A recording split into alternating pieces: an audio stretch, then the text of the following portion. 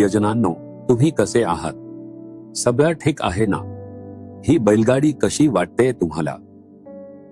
जेव्हा मी लहान होतो, आमच्या घरी अशा 2 बैलगाड्या होत्या. त्यातील एकाला धनुष्य गाडी म्हणायचे. पूर्वी लोक प्रवासासाठी ह्याच गाडीचा वापर करायचे.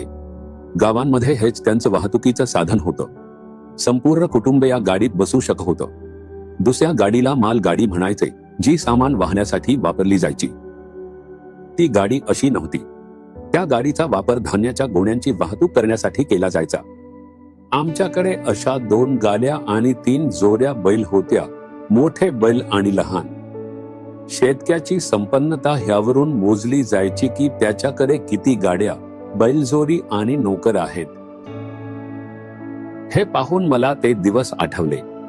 मी ह्याच गाडीत प्रवास केला आहे. हेच माझं मुख्य वाहतुकीचं साधन होतं. ही गाडी चालवायला एक नोकर असायचा.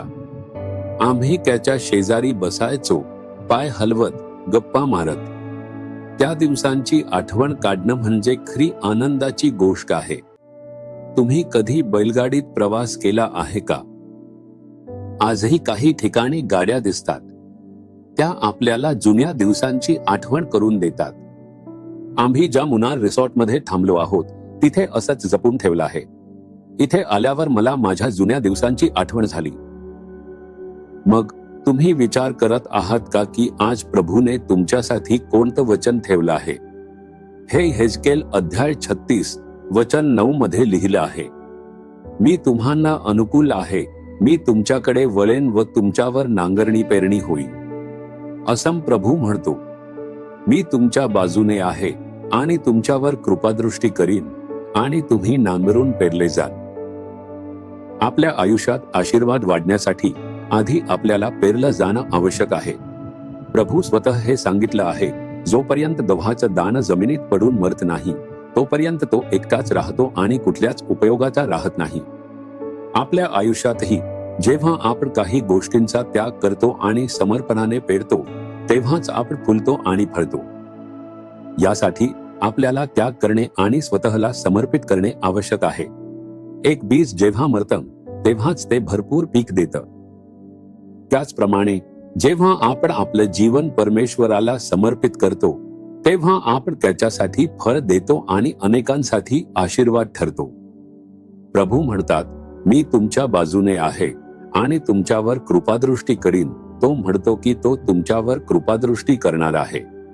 जोतण्याची प्रक्रिया. शेतात पीक कापल्यानंतर लगेचच तांदूळ पेरला जात नाही. त्याआधी ते शेताची जुताई करतात. सर्वप्रथम ते बैल आणि नांगराच्या मदतीने शेत जोतात.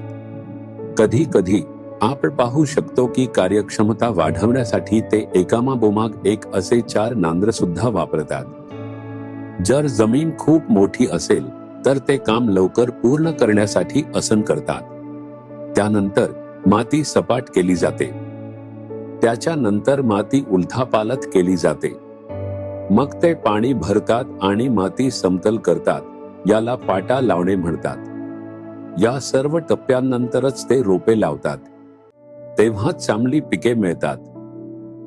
आपल्या आयुष्यातही प्रभू आपले जीवन नांगरतात, खुरपतात आणि समतल करतात, जेणेकरून आपण भरपूर फळ देऊ शकू.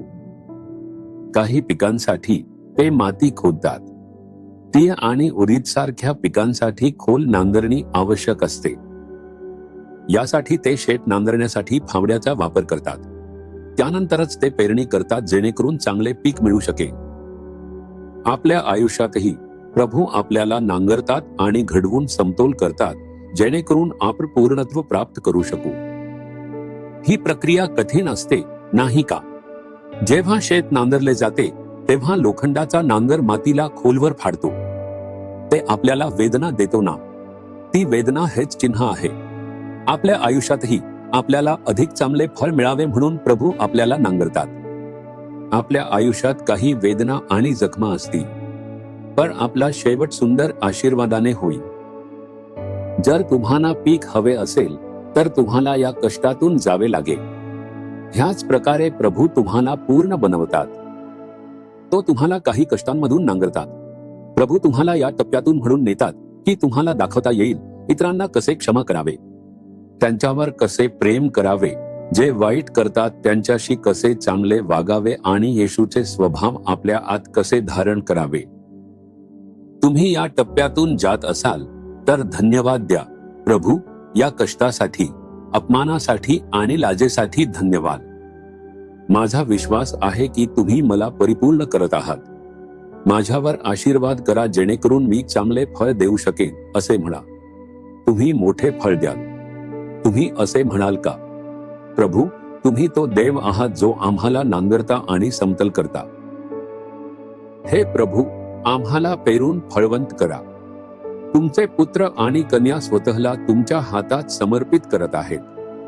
तुमच्या सामर्थ्याने त्यांना मदत करा आणि त्यांना आशीर्वाद द्या जेणेकरून ते उत्तम फळ देण्यास पात्र होतील. येशूच्या नावाने आमेन. आमेन. जीसस रिडीम्ड मराठी ह्या यूट्यूब चॅनेलला सबस्क्राईब करा. सबस्क्राईब बटनावर क्लिक करा आणि बेल चिन्हावरही क्लिक करा. दररोजच्या नवीन कार्यक्रमांची माहिती मिळवा.